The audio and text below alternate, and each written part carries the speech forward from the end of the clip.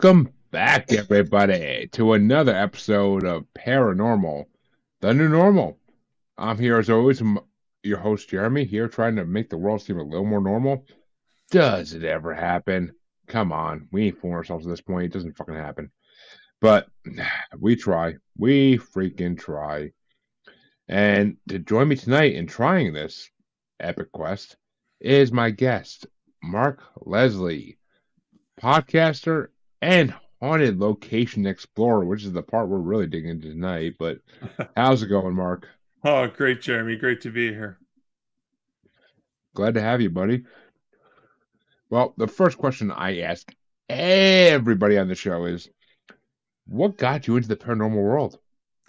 Yeah, that's an interesting one because I was always afraid of the dark, always afraid of the monster under my bed, the boogeyman in the closet, all the whole nine yards.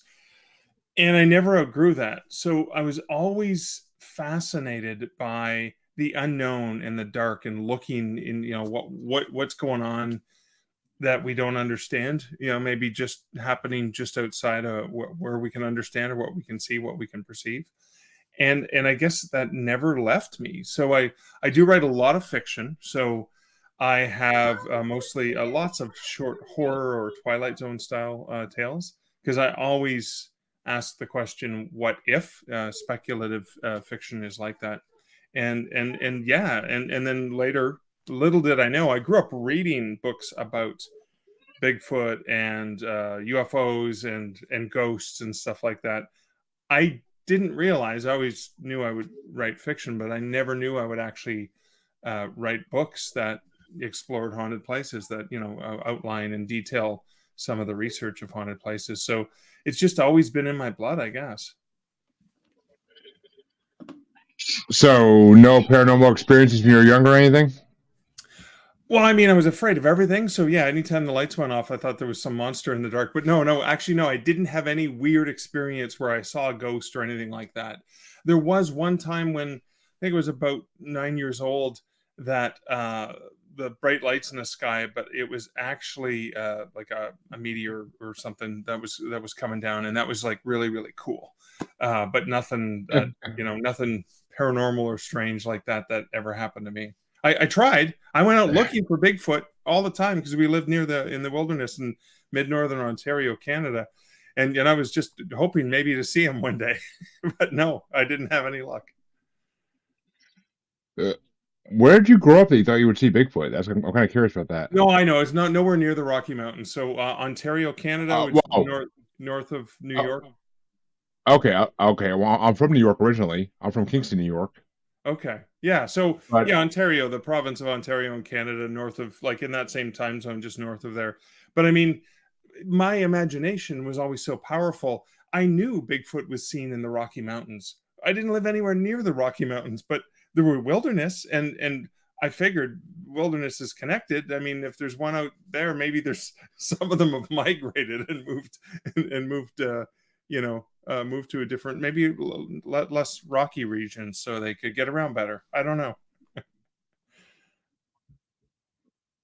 I mean, well, Bigfoot is everywhere in North America, so it's not a hard belief that you would think you'd find Bigfoot.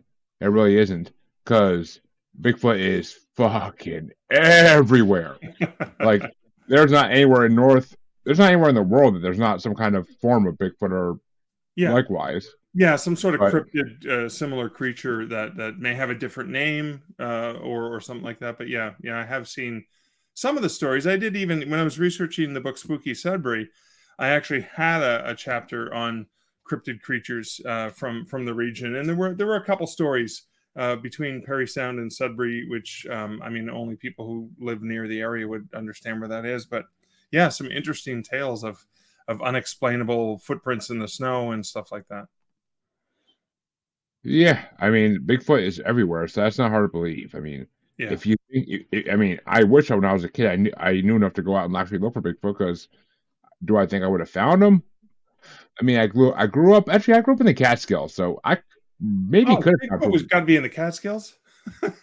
I mean, I would imagine, but I've never to this. I mean, I live in Massachusetts now, and I thought I found a footprint, maybe in Leominster State Forest. But other than Okay. that, like, I never have seen anything that actually led me No. down Did you proof. get like a picture or try to take a cast of it or anything like that? No, I took a picture, but I ended up deleting it because it was too iffy to me, and I didn't want to post Right. it for some minute and be like, I think I found a footprint. Like I didn't want to be like, that's just who I am. Yeah, yeah. But you've had you never had any experiences that you know of in the paranormal, at least. Not in my younger years. No, I was just always fascinated by it, and I knew I wanted to write stories, and so I thought my stories would always be ghost stories and paranormal tales and stuff like that. I didn't really have an encounter until just a few years ago, actually. So All right. Well, let me ask you this: what what led you? Well, I mean, you had an interest in the paranormal, at least then. yeah.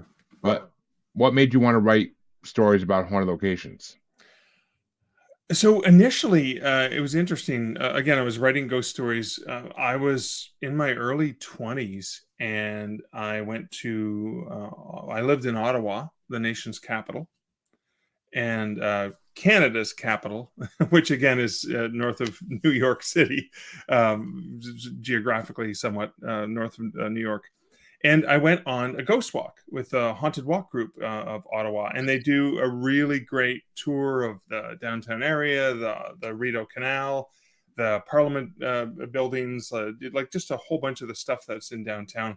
And they did this really interesting and fascinating historical look at our country, but also at ghosts. And oftentimes you can't tell a good ghost story without digging into some of the history. So it was the first time ever in my life I actually enjoyed history. I always hated it. It was a subject I barely passed in high school. I was never interested in on this date. This happened. This happened. This happened. Whatever. But when told in a ghostly context, suddenly I went, "Wow, what a fascinating country we live in." There's all kinds of. So, for example, our prime minister used to commune. One of our prime ministers used to commune with the dead. Was a contemporary of folks like Harry Houdini, etc., and did a lot of paranormal stuff. Used to have conversations with his dead mother, and so there's a lot of really fascinating stories in Canada. And so when I finished the Ghost Walk, I kind of tucked it in the back of my mind, and I thought that was really fascinating. And then of course I would apply some of the tales to the fiction I wrote. But then when I moved to Hamilton, Ontario, which is a lot closer to Toronto, which is Canada's largest city, I went on ghost walks, the Hamilton ghost walks, and that was around the time that again I was new to Hamilton, so it was a great way for me to learn about the city, and I love going to on ghost walks when I go into new cities. And I talked to the ghost walk groups, and I said, you guys have some really great stories. And I worked in the book industry as a bookseller. I said, you should put a book together. And they said, nah, we're too busy. We don't have time to write a book, but we'll give you access to our research and files if you want to do one. And so I pitched the book Haunted Hamilton. That was the first paranormal book that I put out, 2010, I think. And it was just a wonderful exploration of the city of Hamilton, Ontario, which is not too far from Niagara Falls. So there's a lot of stories related to the War of 1812 and the conflict in Canada and the U.S. back then, etc. So there was a lot of ghostly soldiers seen on some of the battlefields and stuff like that. And that was it. I suddenly got hooked. I had so much fun working on that book and doing the research. Even some of the challenges of doing the research is when you reach out to one of the locations, Dundurn Castle, they didn't want to talk about anything related to ghosts, that's always a challenge. So you're getting the research is a little bit more challenging there.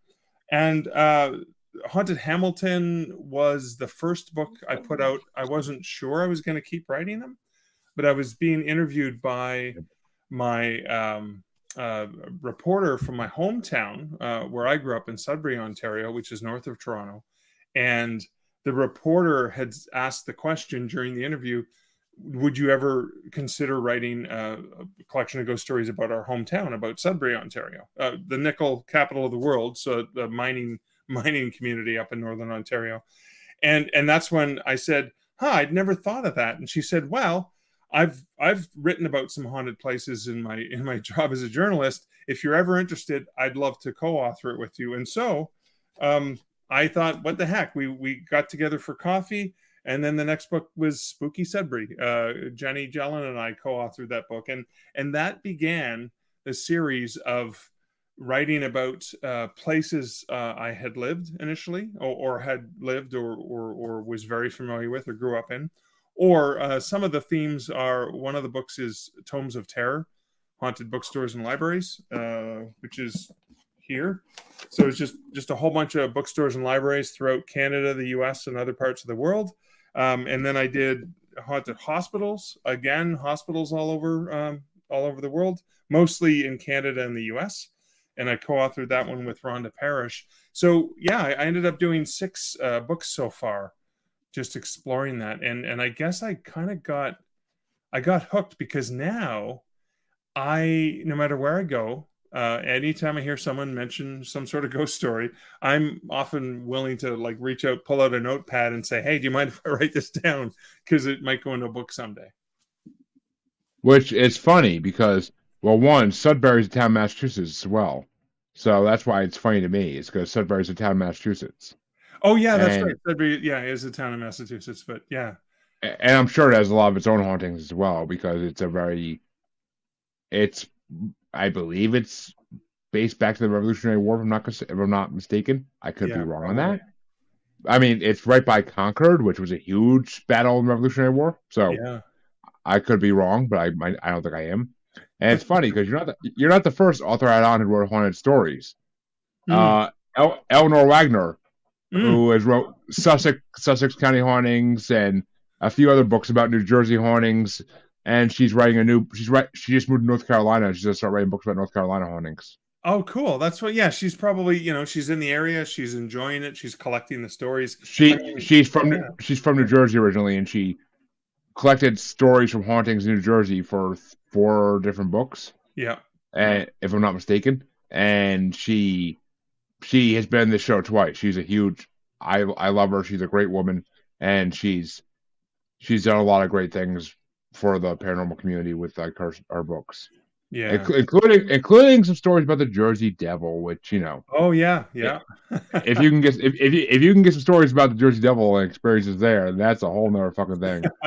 Well, I did remember one of the horror stories I wrote was inspired by the Jersey Devil, but I didn't. I've never written about the Jersey Devil in any of those books. But it's really, I imagine she Wow. has the fun of just doing the research of the area. I'm working right now on Weird Waterloo, so I live in Waterloo, Ontario, which is about an hour and a half west of Toronto, and it's got some interesting tales. So I'm just working, but it's hard.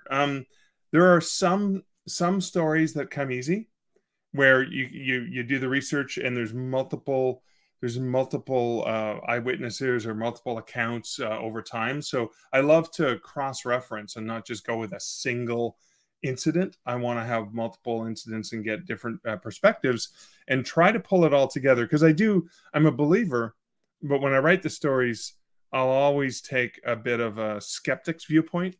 So for You have to. example, when I was writing Tomes of Terror, when I was doing like the haunted bookstores, well, if somebody said, well, and the books just fell off the shelves on their own, I would kind of say, well, but that's physics. That's basic physics.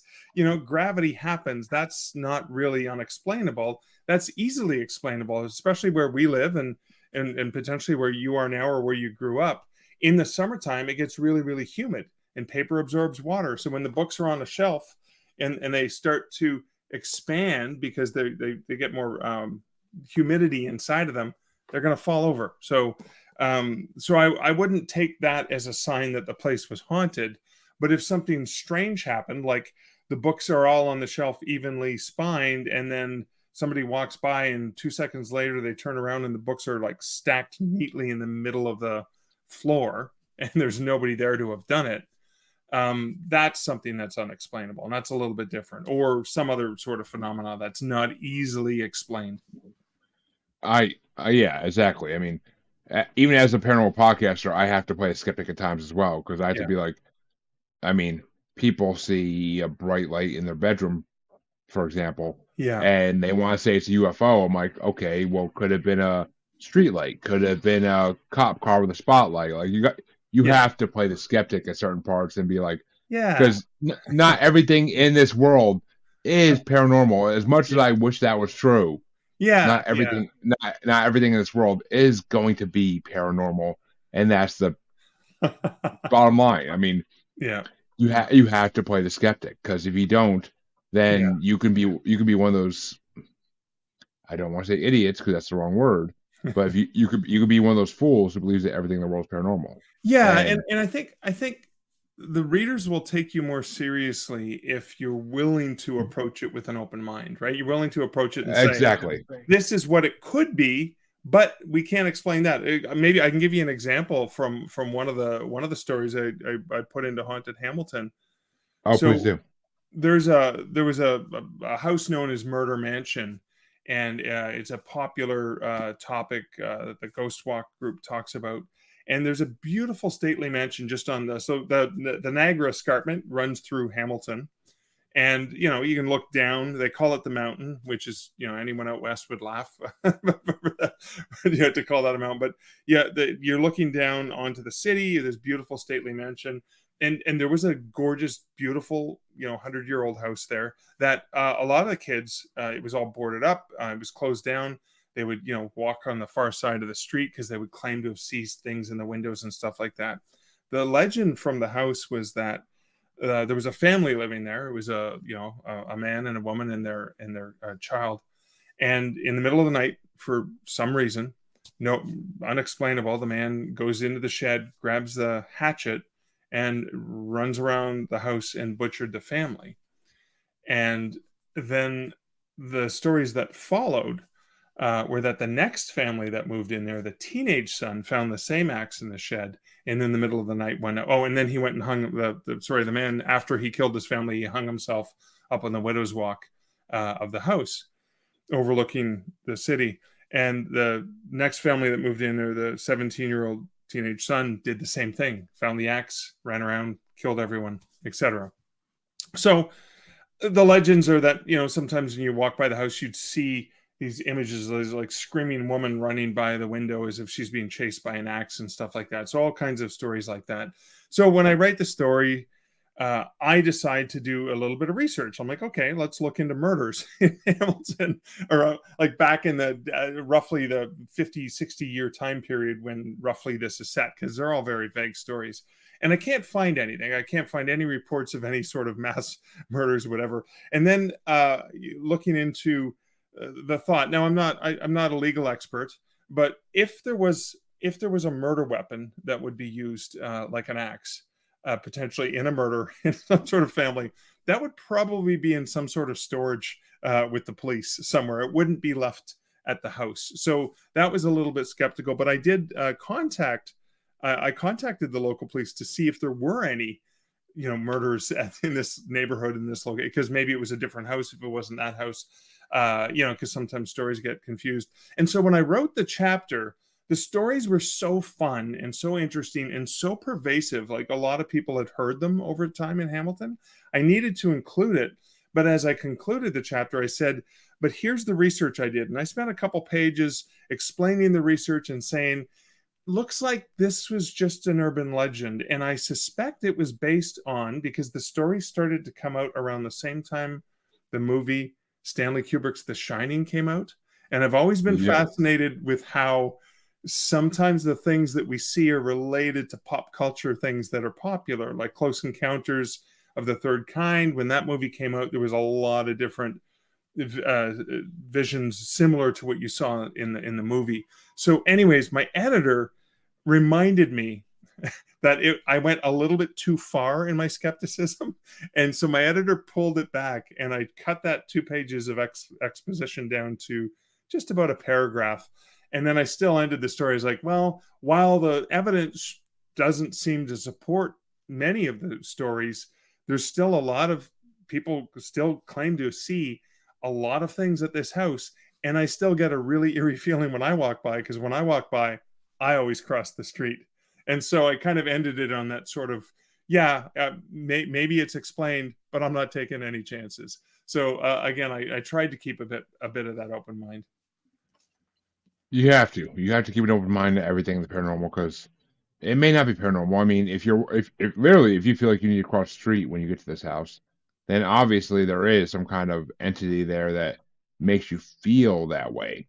That's the Yeah. way I feel, at least. I mean, whether, I mean, you said it bears resemblances to The Shining and Close Encounters of the Third Kind.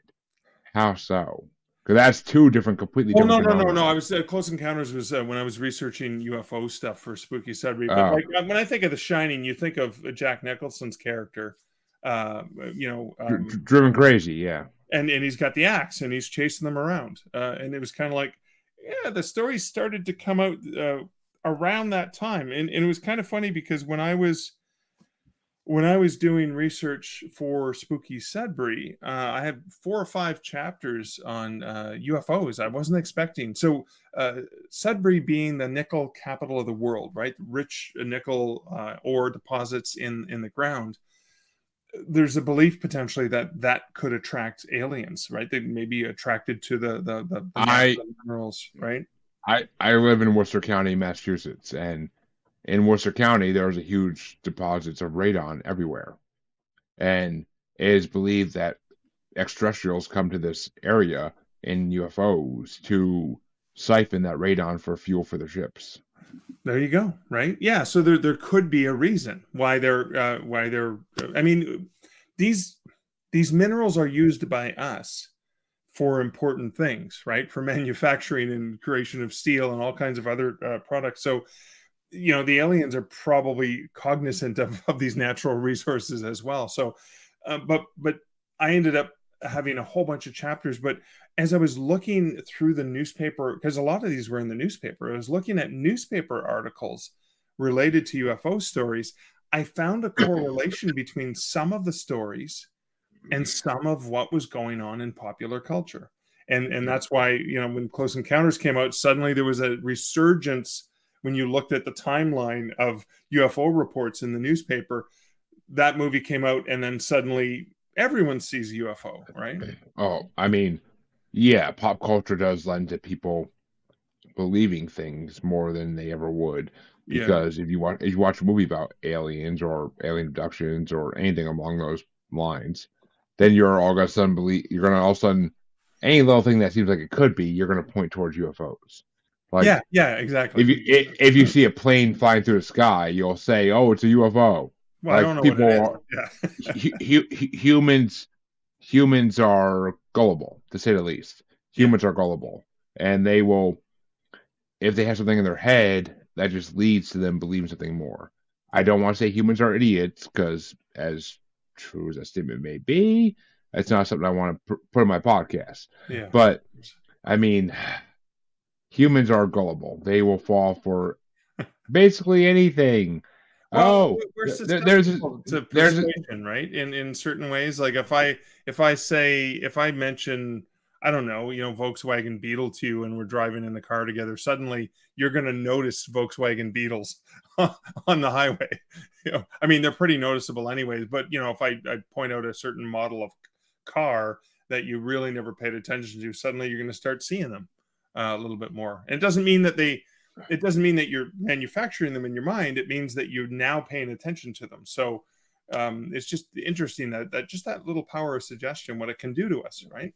We can see things we didn't see before that were always there, or sometimes we see things we want to see. I mean, it's funny. The human mind. I mean, it's.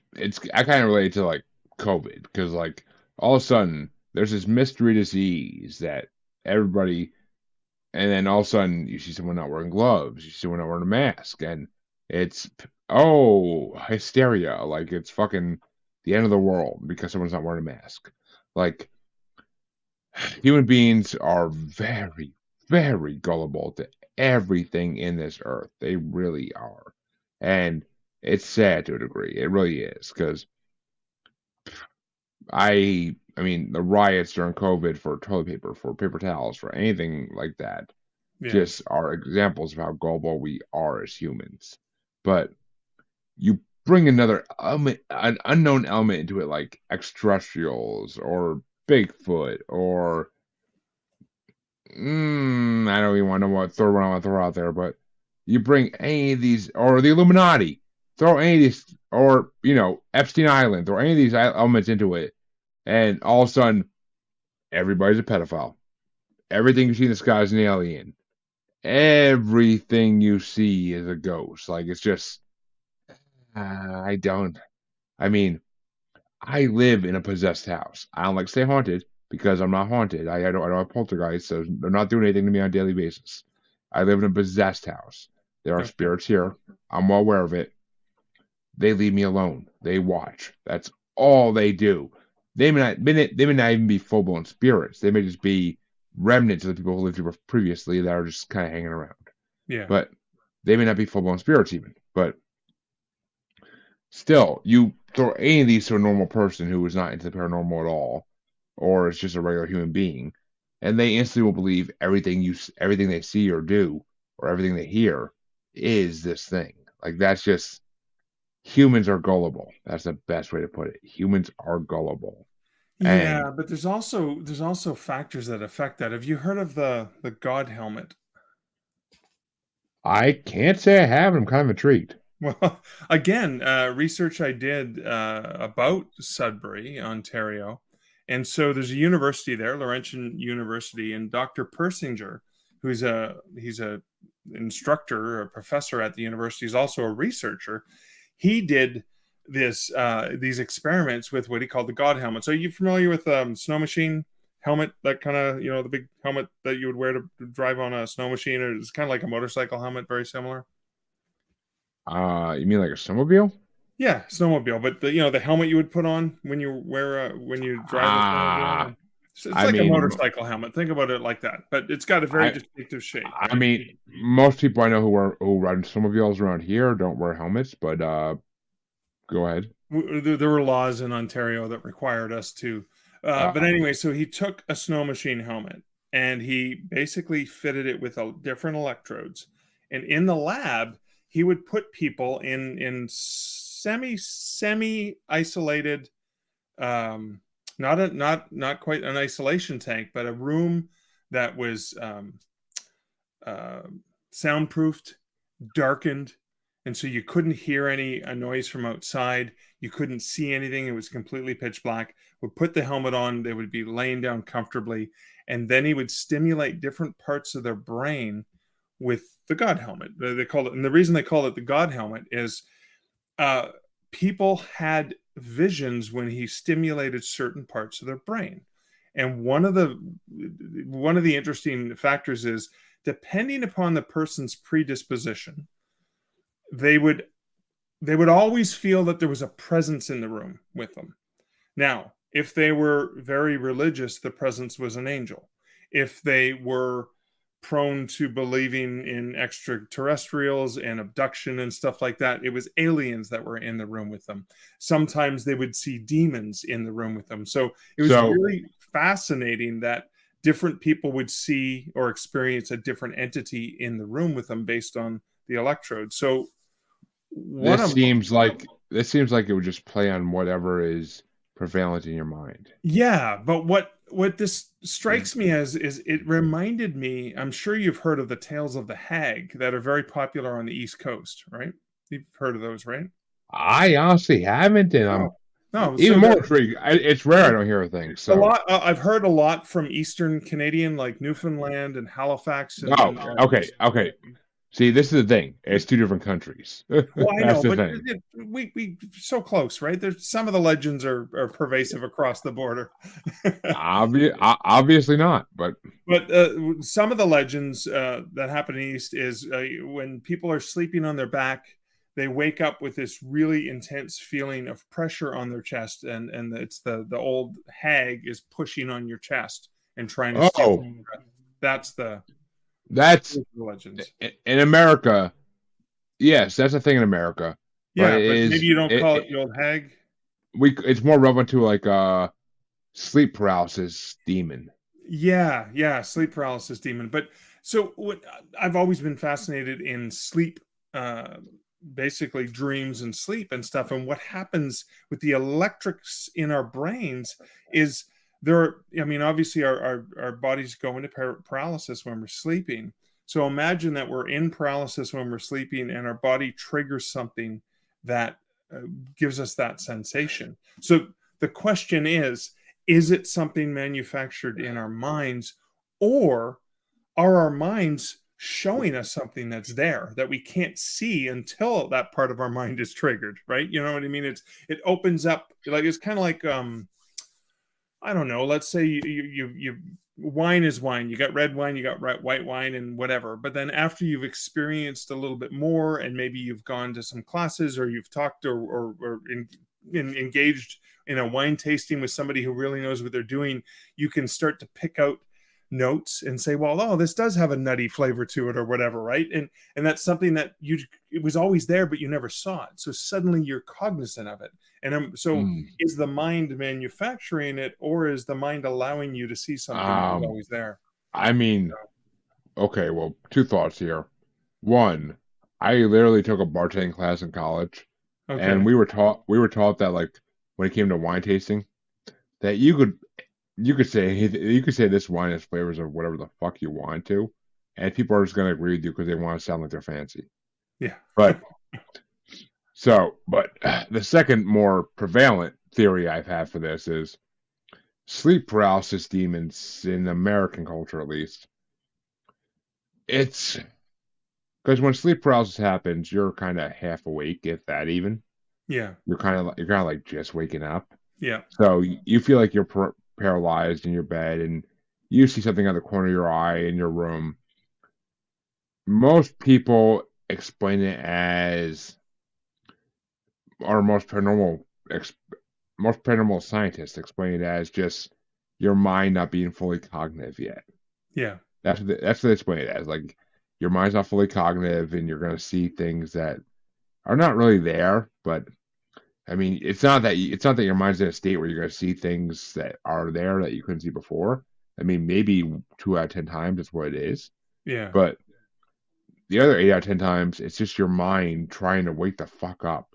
Yeah. And you're gonna think I mean, you may still be in like a nightmare state almost, Yeah. where you see something in the corner of the room that looks demonic, or you see something that looks monsterish in the corner of the room. And I mean, I don't think these things are real. I never had sleep paralysis. I can't say I know what the fuck I'm talking about when it comes to this. I'm just going by what normal people say about this, Yeah. but, or what common people say about this. But And you dreams see, are an interesting perception. So if oh, you're half in a dream state and you see something, we come up with all kinds of things in our minds. I mean, I haven't had a dream in a good decade at least. Thank you, Really? marijuana. Thank you, marijuana. But I mean, I haven't had. I mean, okay, that's not true. I've had dreams, but they're not. I don't awake to these dreams. Once I'm awake, I'm awake. There's no in Yeah. between. When I'm asleep, I'm asleep. When I'm awake, I'm awake. There's no in between for me. Yeah. For me, I'm not saying it's true for everybody. There may be people that have these in between periods where they are half awake, half dreaming, and they think they see something sitting on their chest, Yeah. what have you. I mean, I am not here to doubt what anybody sees or says, but it's just the human mind is a tricky thing. That's the best way I can put it. The It human is. mind is a It tricky is. thing. I mean, and that's part of the unknown, which fascinates me. Right? Is exploring when you're looking at paranormal phenomenon. The mind is another element that we don't know a lot about. So there's a lot of Truly, unknown involved there too. truly, we know what 10%. We are able to use 10% of our brains, if that. Hmm. Yeah, So exactly. who knows if what we see half asleep, half dreaming is truly real? Yeah, Is it possible these things are real? Oh, I don't doubt it for a fucking second. Don't get me wrong. I don't doubt it for a second. But that these things could be real. But am I going to go around saying these things are 100% real? No, Yeah. I can't. I would not be taken seriously in the paranormal community if I did. But until I experience it myself, I can't say I believe it one way or another. But Yeah. I will say there are a lot of things out there we don't know how to explain. We don't know what they are. And that's basically all I can say on it. Yeah, that's for sure. Because But it's all those things as we don't know about that I love writing about. exactly. I mean, that's the reason I have this podcast as well, is we like talking about these things. We like the speculation, we like the hypothesis of these things. Yeah. And I mean, if I couldn't speculate about these things, I wouldn't be a paranormal podcaster because I would have no show. Yeah. But 100%, and you'd have no books. I mean, 100% That's just the way life goes. Yeah. But I do want to get onto more of what we more at least of what you've seen, because you are an explorer of haunted locations. I'm dying to hear some tales of these haunted locations and what you've seen. The more terrifying, the better. Well, to be quite honest, I have not experienced personally myself a lot of those. I go on a lot of ghost walks. I go on a lot of tours. Everywhere I travel, I do want to go on them in the hopes that I can experience something. I've only, unfortunately, had to experience most of it through the experts, right? So when I talk to ghost hunters and stuff like that. But so here's one that I couldn't explain that had happened to me, and it happened not too far here from Waterloo, Ontario, just a couple hours outside of town. I was meeting some paranormal investigators who had a podcast, but also did explorations of haunted locations. We met for dinner, and then we had an arrangement with this local old repertoire theater that was closed that day. I didn't have a show that night, and we went into the theater because it was allegedly haunted. They told me a couple stories about the theater, and they interviewed me in the theater. Now I travel with a 6-foot skeleton, plastic skeleton, Barnaby Bones. I have them with me when I'm at book events, A and Barbie Bones. I it's for fucking a love couple it. of reasons, right? I mean, I have tons of skulls in my office and stuff like that. So I'm surrounded by stuff like that. I love it. But the skeleton is there when I'm at a bookstore or I'm doing an event, because if people see a guy with a skeleton, they're going to do one of two things most likely. If that's not their cup of tea, they're going to go, ooh, avoid the crazy bald man with the skeleton. Obviously, it's not my kind of book. If they are into the macabre, whether it's fiction or ghost stories or whatever, they're probably going to come over because they're interested because they see the guy with the skeleton in the book. So he's sort of a beacon for the right people to come chat with me. Anyway, so Barnaby was with me. I bring him to events like that. So I got Barnaby. I'm sitting on the stage. I put Barnaby in the audience because I want to get some pictures of him sitting in the theater, because I've never brought him into a theater before. And and so we were just setting up the equipment, and the one guy pulled out, one of the EMC meters, EMF, sorry, meters, and was showing that there's some sort of activity in the room. I was like, okay, interesting. And then he pulls out his phone and he was looking at Barnaby because he was going to take a picture. And while we was looking through the viewfinder, we saw these blasts of light shooting up from the floor in front of Barnaby up towards the ceiling on a weird diagonal angle. And I'm thinking, this guy knows I'm a big chicken. He's trying to scare me. He's got some sort of app. You know how you can put virtual reality kind of overlay it on top of images. There's like a ghost app where you can have ghosts appear in the room and stuff like that. And it's like he's playing with an app and he's just trying to scare me. So I pull out my phone and I do the same thing, and I pointed at Barnaby, and this time I see the same sort of streaks of light. And the thing that I couldn't explain what it is, and I spent hours trying to research what sort of actual electrical energy, like I'm talking just standard physics or whatever, could impact the camera of his Android phone and my iPhone in such a way that it would cause these weird streaks. Now I understand, I know a lot of orbs and stuff like that. It'd just be dust particles and stuff that you would see in the air, and it's just water molecules, and you're just picking them up on the camera. I understand what those are, but this was like weird spots of light that were shooting up diagonally, and I couldn't find in any scientific journals any indication of what would cause that specific phenomenon. And what bothers me is when I can't find, I don't know what it was. I'm not sure if it's an indication that there were spirits there, but it's just one of the ones, and so I'm fascinated, and I'm always interested, when I see articles pop up or whatever on how this affects like a digital camera. So again, that those kinds of stories always intrigue me. I can see why. And who knows if the skeleton you carry around? I'm assuming the skeleton you carry around is not a real skeleton. I'm assuming it was bought at the No, pop it's store. plastic. It's a plastic skeleton. Okay, Costco.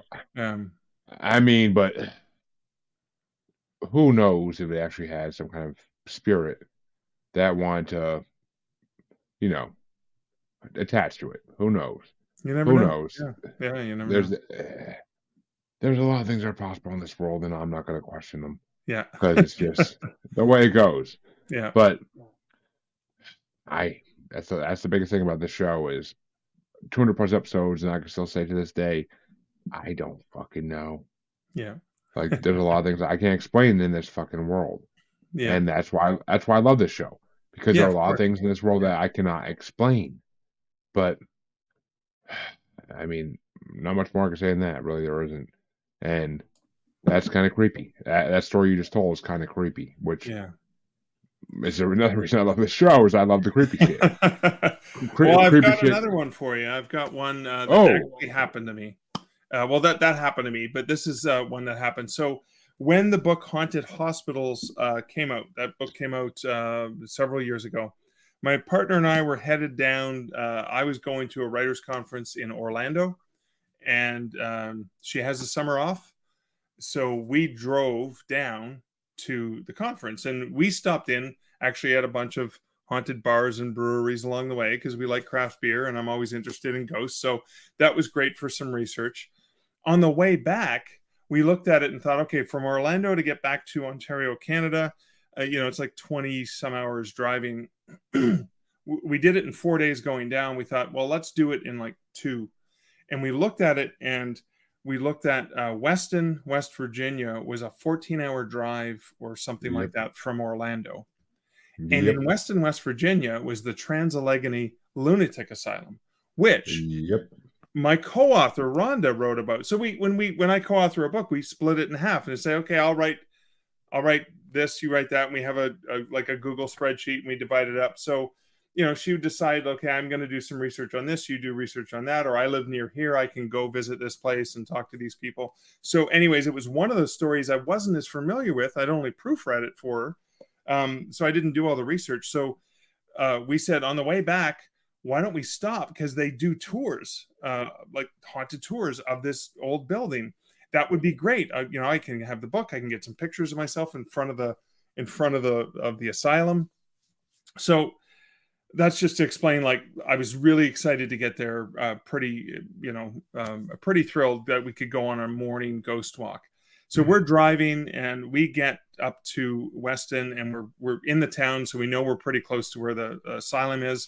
Let's get a hotel. It's 1 a.m. We're exhausted, and I run into the first hotel. She pulls up, and the parking lot is full. I run in and say, "Do you have any rooms?" And like, "No, we're completely booked up for the night. Like, just nothing left." She goes, "There's another hotel in the condo lodge just about an hour or a mile or so down the road."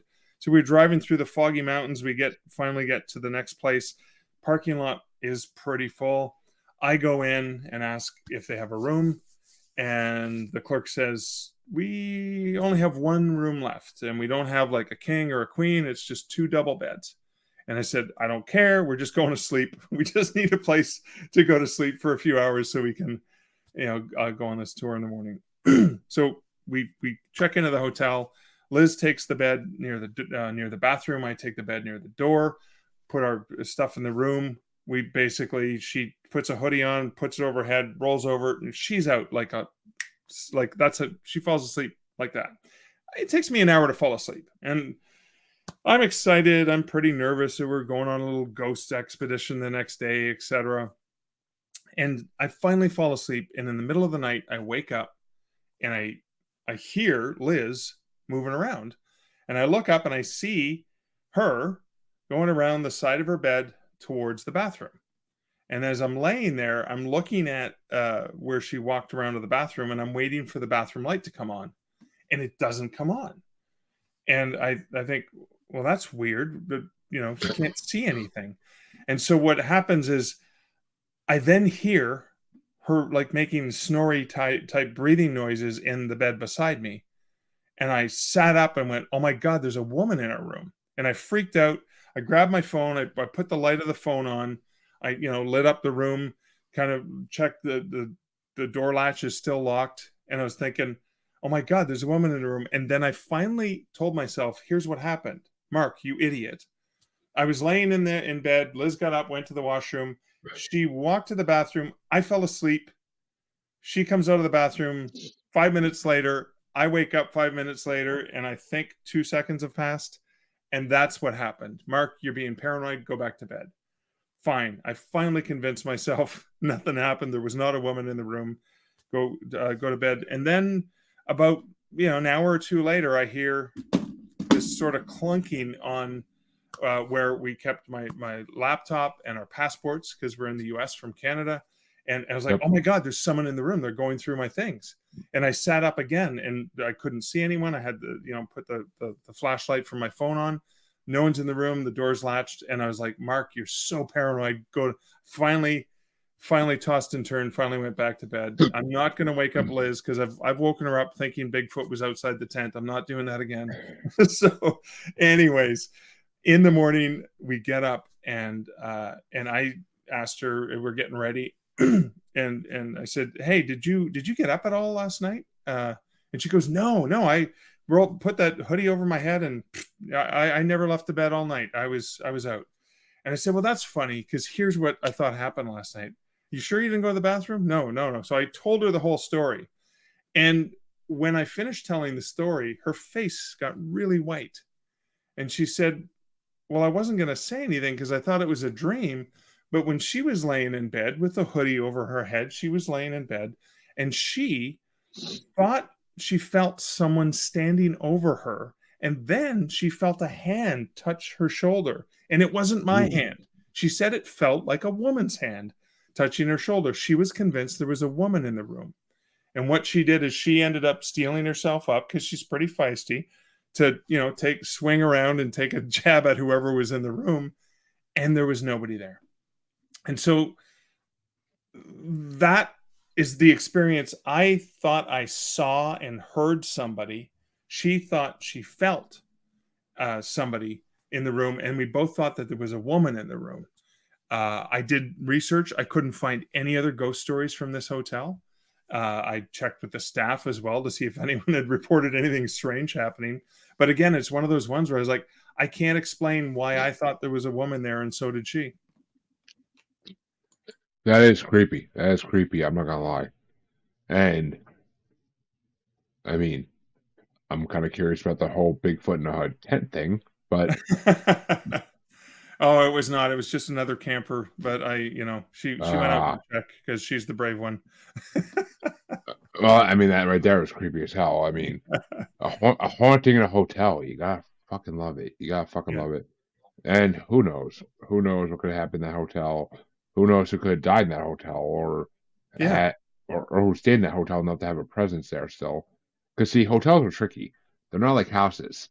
Yeah. Like, people don't usually leave their presence, because it's said that people who pass on in a house can leave, like, their footprint. They can leave their spiritual footprint in a house, because they were there so long that part of them is still there.